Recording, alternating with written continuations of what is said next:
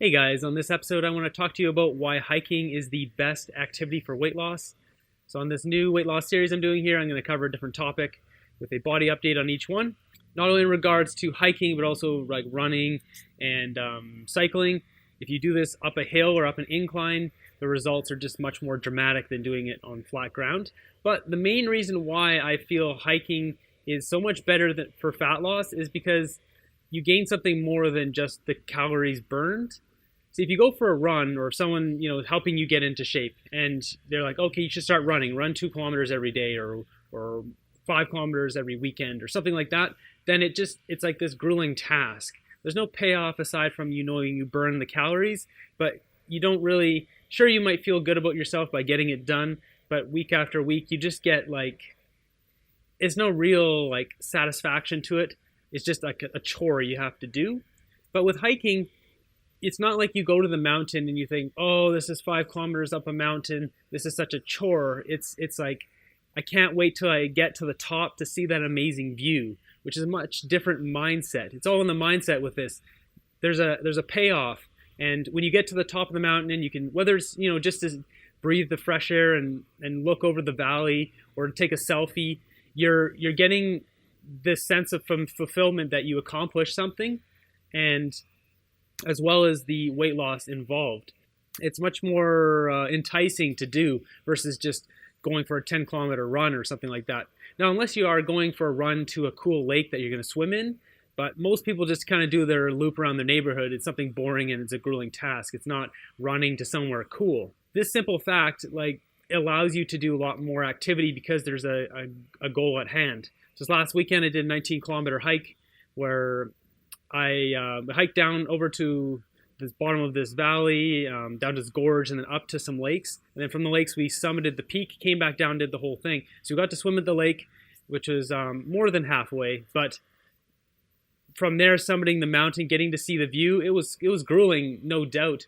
But we weren't thinking, oh, this is just some horrible exercise workout we're going on. We're there to see the view. We're there to sign the book at the top in the canister, leave our mark up there. It says something about ourselves, and it's all in the mind when it comes down to this. So while some people would say, well, if you just run the same kilometers you did with that hike, you'd get the same results. Well, maybe. I think there's something to it when we compare the results of going up steep uphills versus the flats. I still think burning fat going up hills, whether you're cycling or running or hiking up steep inclines, gives you much better results. It's the fact that you're pushing to something that will say something about yourself to yourself. And that's much deeper than just knocking out 5 kilometers for weight loss. So I encourage you to get out there for a hike. If you live near me on Vancouver Island, you're welcome to come with me on a hike if you want. I also run a group called I'd Rather Be Hiking Facebook group, Vancouver Island Facebook group, which is my hiking group if you want to join that. And we will take people on hikes there if you want to come. But I encourage you to get out into the nature and just pick something you want to see, whether it's a wicked waterfall or a big mountain vista view or a mountaintop lake that you want to swim in.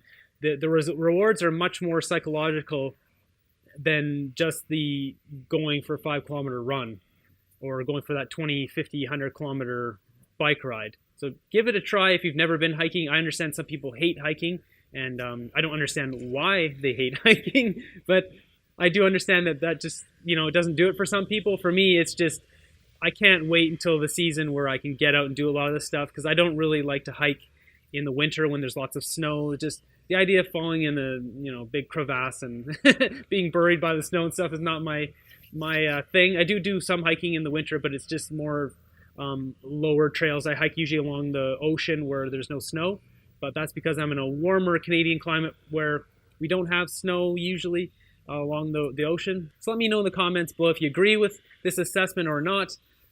For me personally, I can easily go 7 hours hiking with an end destination in mind, versus if I tried to go for a run for 7 hours, it just wouldn't happen, because it's just mentally it's not going to happen. No way around it.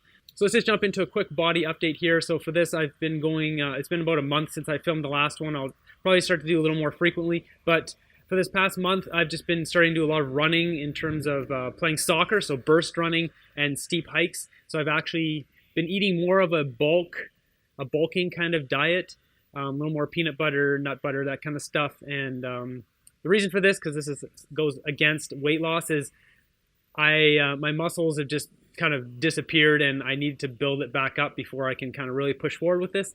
Especially with just playing soccer, I'm going to build a lot of leg muscle. So I think my weight has stayed the same. I've lost maybe a little bit, half a pound or something, but realistically, I put on like a good amount of.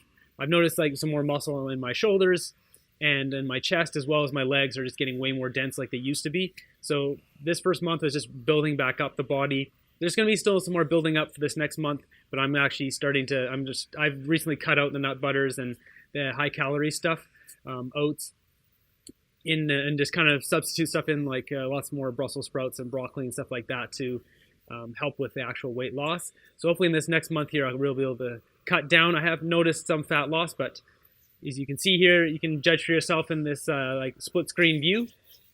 Hopefully you enjoyed this episode and you got something out of it.